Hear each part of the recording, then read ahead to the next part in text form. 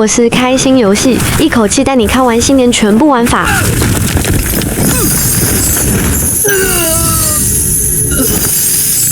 第一個就是這個新上線的奇數財神爺，撒撒錢就能秒殺 BOSS， 有錢能使鬼推磨，只要你有錢 ，BOSS 都得給你幾分面子。獲取方法也很簡單，來到升平橋，一路跟我走，然後找戲台的 NPC 對話就可以了。這裡的廢話太多，我直接加速，大家可以看看柴多多這個奇數介紹，不過我都是懶得看。走路很慢，而且會有一種沉重的感覺，畢竟身上揣着的都是金元寶啊。總共3個技能都和撒錢有關，大家直接看效果，這樣會比較直觀。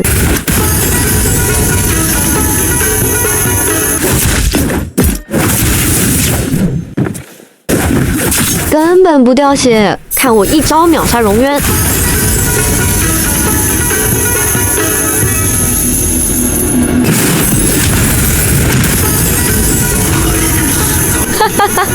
無相皇應該是夜雲裡最慘的 BOSS， 每天都會被玩家狂揍幾千遍。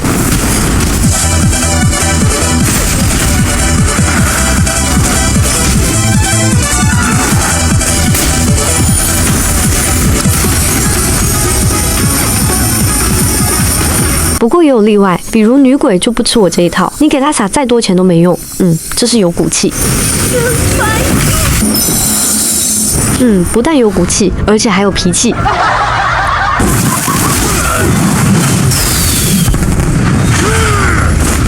女鬼殺不死也就算了，連小怪也殺不死，這不禁讓我想到了某個短劇，說的是主角獲得秒殺大地的功法，但是呢，就只能秒殺大地，普通的怪他是一個也打不死。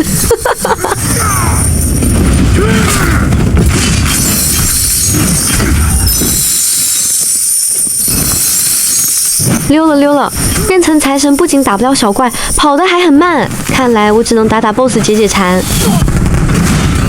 馬步扎的那叫一個穩吶！第二個玩法是舞獅，此時我默默地拿出了旋騰指，可是瑞獸，把凶獸嚇跑，咱這兒就能。沒想到真的可以喬裝，我很好奇，我是不是也能變成獅子？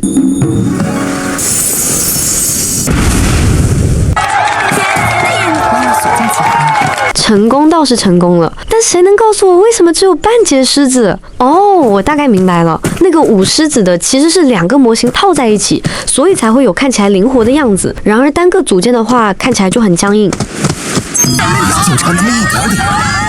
這是我讓好友連擊進我的單人世界，然後邀請我同城，感覺還是蠻有趣的。而且我也試過去泡澡，但是效果不佳，我就把那段影片剪掉了。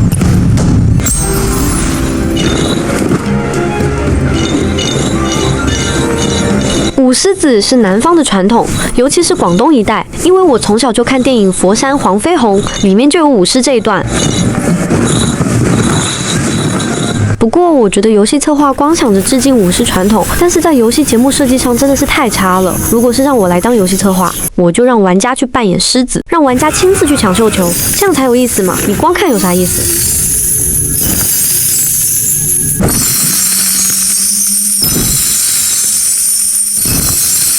用回溯劇情的功能，可以回到不限仙客棧，給韓一撒錢，讓韓一也開心。第3個玩法就是這個腳踏祥雲，踩上去會有奇怪的聲音。不過這個五彩祥雲真的是很好看。如果讓我來做遊戲策劃，我會把它設計成大輕功。想象一下，你在天上飛，腳踏7彩祥雲。我知道有一天它會在一個萬眾矚目的情況下出現，身披金甲聖衣，腳踏7色雲彩來娶我。再想想。咦，營業的是條狗，這倒是有意思。不過這個炒菜我體驗過了，感覺不是很好。遊戲策劃的意思是讓你按鍵盤上的幾個按鍵，以此來完成炒菜的動作，所以我覺得沒意思。這不就是讓我們敲鍵盤嗎？如果讓我來做設計遊戲，我就往鍋裡扔幾顆白菜、雞蛋、胡蘿蔔，不同的蔬菜炒出來的味道也不一樣，不同的食物組合炒出來的菜品也不一樣，這樣才好玩。就像墨購玩法一樣，你要把自由度交給玩家來決定，簡單幾個組件就能造出火箭、飛機、坦克。同樣的道理，遊戲官方只需要提供食材，至於食材怎麼搭配，完全由玩家自己去決定。哇，這火苗子竄得有1人高，看韓先生開的花，這個打鐵花其實也沒啥意思，完全沒有任何創意。且不說遊戲裡隨處都可以看煙花晚會，就連新出的奇術特效騎龍回馬也可以放煙花。而且玩這個打鐵花只能在單人世界，哪怕你放在多人世界也能增加氛圍感啊！哎，拜託，遊戲策劃多動動腦子，我在單人世界打給誰看啊？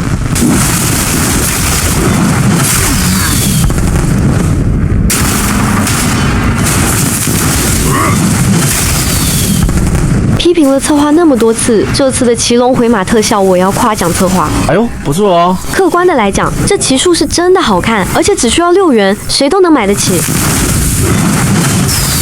而且眾所周知，騎龍回馬耗費金元極少，你打 BOSS 的時候帶個怒斬馬心法，可以快速回復金元。這樣做的好處是，你可以一直放煙花。我再偷偷告訴你個秘密，謝氏可以更快速回復金元。說真的，像我這樣的鐵公雞，竟然都忍不住充了6元購買了這個騎術。這是我第一次在夜雲裡氪金，購買了之後要點擊外觀周邊騎術特效，就可以正常使用啦。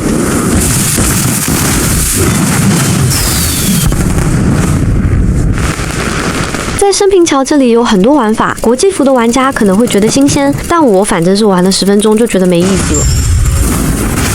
唯一有趣的就是這個轉圈圈，不過我們國服玩家在不見山已經玩過了，這玩意除了會讓你感覺頭暈之外，也沒啥意思，感覺玩法比較單一。如果讓我來設計遊戲的話，就把玩家彈飛到天上去，然後玩家可以體驗驚險刺激的尖叫聲。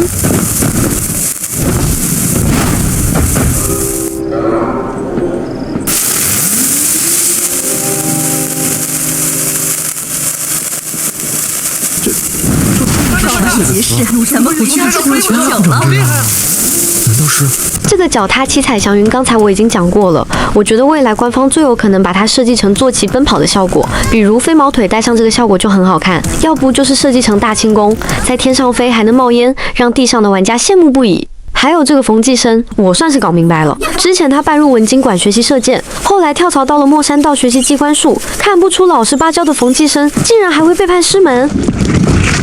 這個踩着飛鳥在天上飛，我估計也沒人會去玩吧。不僅飛行很慢，而且還不如我直接一個大輕功來得爽。不要急，一個個來。掌櫃的，我可不是說吉利話好使，就是空氣裡是音樂響起，真是不可思議。這個騎着旋轉木馬遊玩，10分的話我只能給他打3分，因為我自己有青鳥坐騎。這已經是我今年抽到的第3顆8英竅了。之前我一口氣抽到了2顆8英竅，兌換了青鳥坐騎。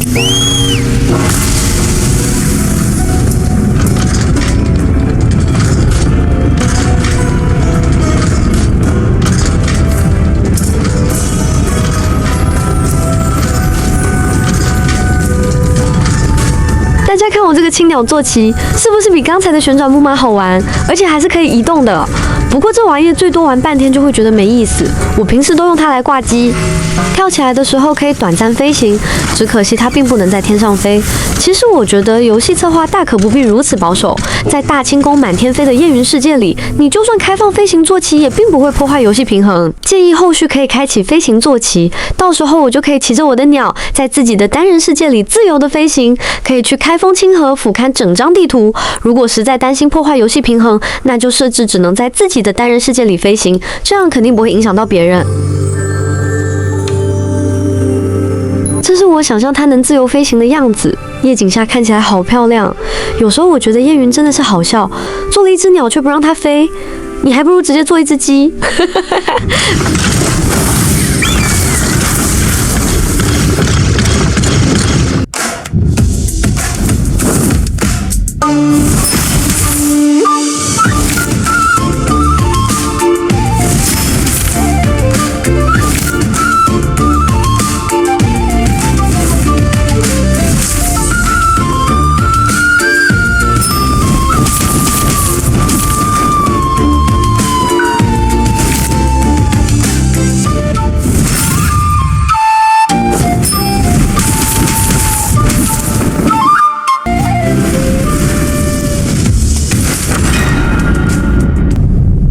這個扇耳光大賽，我覺得還是做得蠻成功的。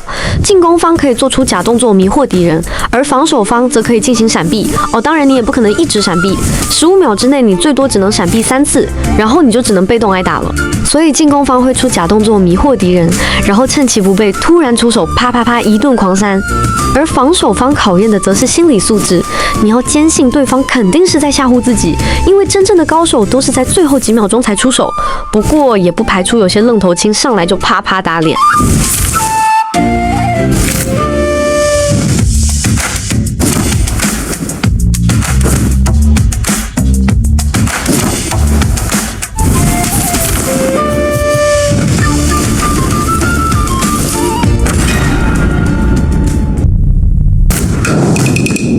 我总結了下，這個玩法其實很容易上癮，原因有2點：一是不可預測性，你根本不知道對方是真動作還是假動作；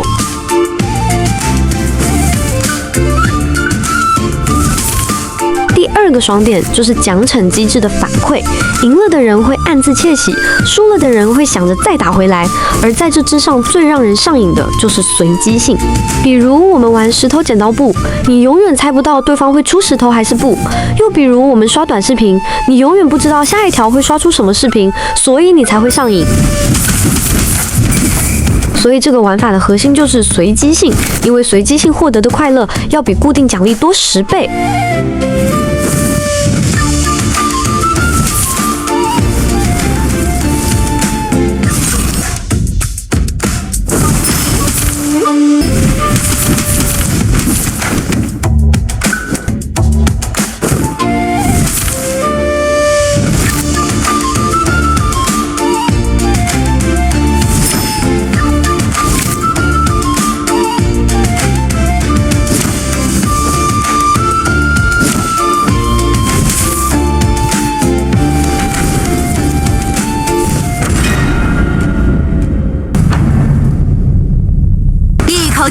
一口鲜，孩子吃了身體健，嘗鮮嘗鮮，幸福到心，重磅大放送，重磅大放送。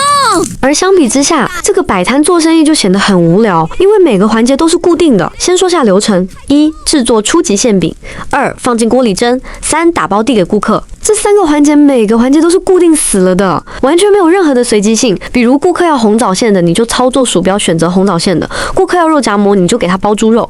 這就導致玩家成了僵硬的 NPC， 每次都是機械的重複這3個動作，手忙腳亂，完全沒有任何遊戲性。反正我是玩了10分鐘就放棄了。其實遊戲策劃只要稍微動動腦子，就能設計出比這精彩10倍的玩法。比如果我是遊戲策劃，我就會設計劇情，有的顧客吃完會逃單，我就會去捉拿顧客，然後送到衙門裡告狀。又比如有的顧客吃完要砸我的攤，我擊敗對方可以獲得豐厚獎勵。又比如有的顧客吃完飯錢包落我店裡，我心中暗自竊喜，又收穫了一筆意外之財。大家看看，我隨便設計一種玩法，是不是都比官方這種機械重複且枯燥的玩法要好玩10倍以上？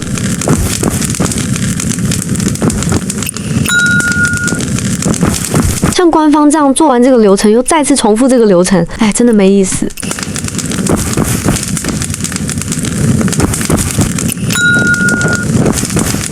在這裡，開心遊戲給大家分享幾個遊戲技巧。第一個就是，如果你生病了，就點擊左上角的受傷圖標，然後選擇懸賞即可，幾秒鐘就能讓你的身體恢復健康。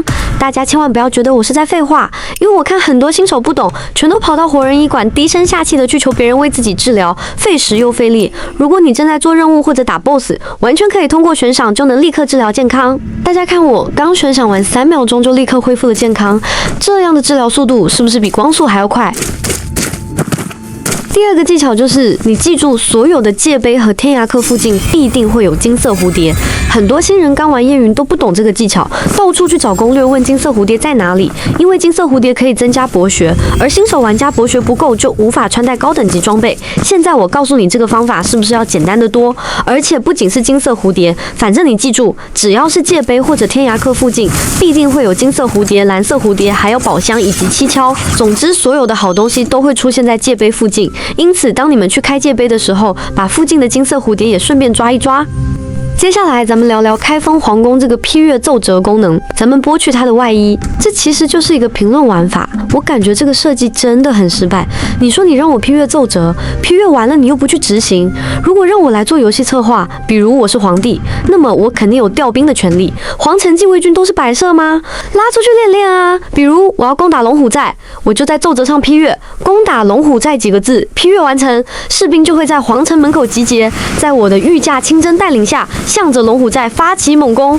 又比如我身為皇帝，我肯定有選妃的權利，只要我在奏折上批閱選妃，就會有美女 NPC 進宮為我跳舞，這樣的遊戲設計才有意思，對不對？你光在奏折上寫個評論有啥意思？當然，我說的這些都是出現在自己的單人世界裡，所以根本不會影響遊戲平衡。只要你不去多人世界，在自己的單人世界想怎麼玩就怎麼玩。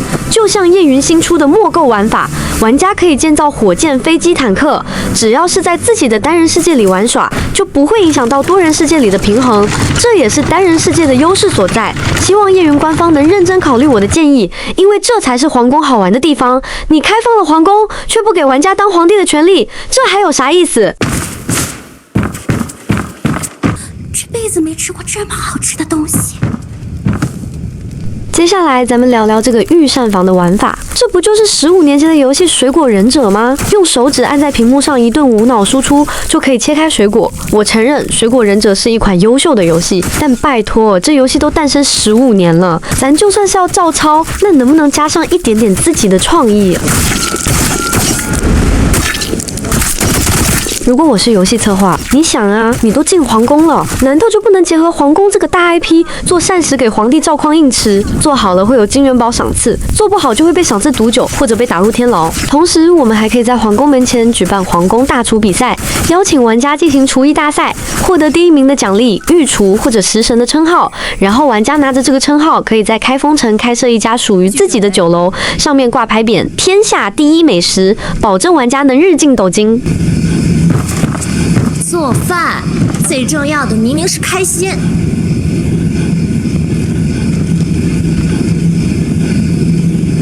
順便說一下，我在剪視頻的時候才發現，這套黑絲套裝才是最低調且最性感的衣服。我把鏡頭拉近，你們看看它，竟然還露出了大腿。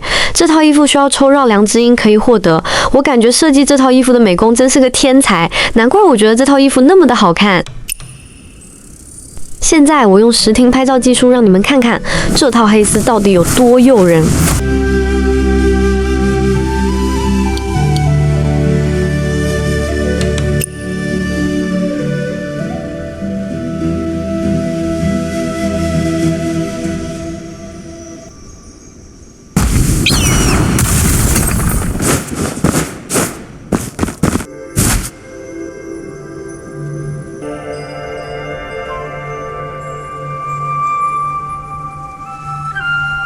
用这套黑絲衣服去滑雪還是很好玩的，而且皇宮裡這個滑雪的玩法，如果是滿分10分的話，我能給它打8分。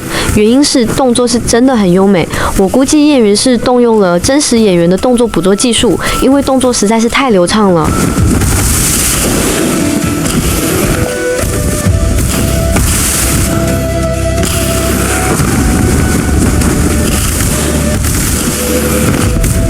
至於為什麼扣了另外2分，主要是我覺得一是玩法太單調，二是沒有給我反饋。先說玩法，躲避大雪球，撿起小雪堆，然後扔進筐裡就能獲得積分。我基本不會去撿雪堆，全程只顧着體驗動作的優美。再說說反饋，一個人在單人世界玩滑雪本來就很孤獨，你旁邊的 NPC 就不能給我一些反饋嗎？比如你可以發出驚呼尖叫，哇塞，遊俠好厲害，然後在旁邊給我加油也好啊。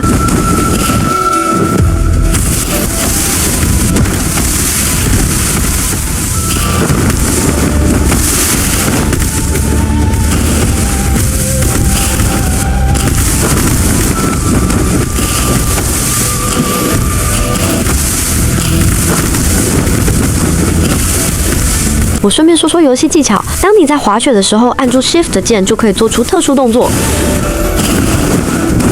而且我覺得這個玩法還有可以優化的地方，比如滑雪場地太小，遊戲策劃不妨膽子大一些，取消場地的限制。如果讓我來做遊戲策劃，我就讓整個開封城都可以滑雪，玩家可以從開封滑雪到清河，沿途可以和其他 NPC 交流，而且還能欣賞沿途的風景。你要知道，燕雲作為一款開放世界遊戲，就不能固步自封，膽子要大一些，不要給自己設定邊界來約束自己。反正這是在玩家自己的單人世界，怎麼滑雪，在哪裡滑雪，都不會影響遊戲平衡。大家說我說的對不對？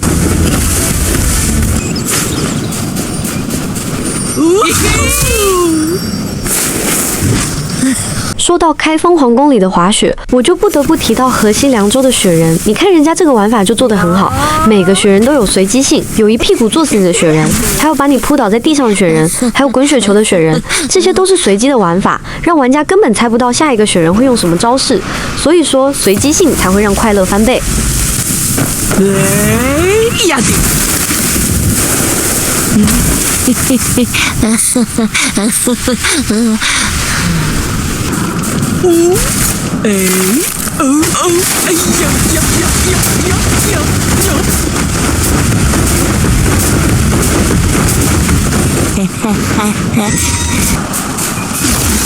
在涼州，玩家除了會遭到雪人的攻擊，玩家自己也可以變身成為雪人，去攻擊整蠱 NPC。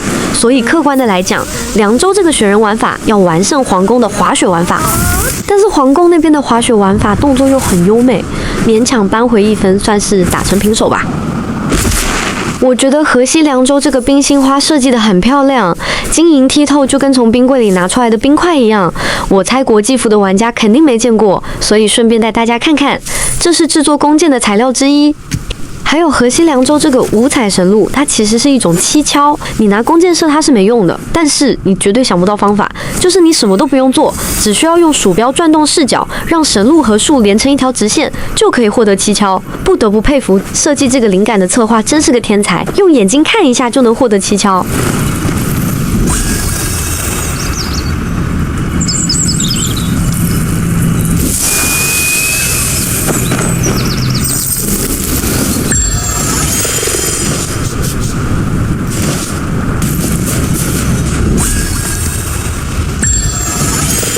還有這個圖案也是轉動視角就能開啟寶箱，獲得長名譽獎勵。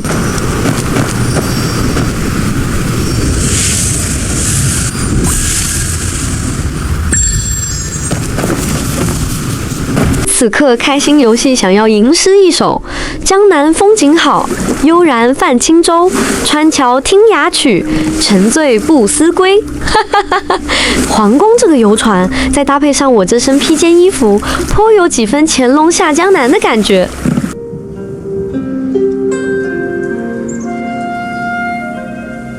親愛的朋友，如果你喜歡本期影片，請幫我按讚轉發，就會讓更多的朋友看到這條影片。感謝感謝！國際服的朋友也不要着急，我們陸服只是更新的比較快，或許再等幾個星期，國際服也會上線皇宮地圖。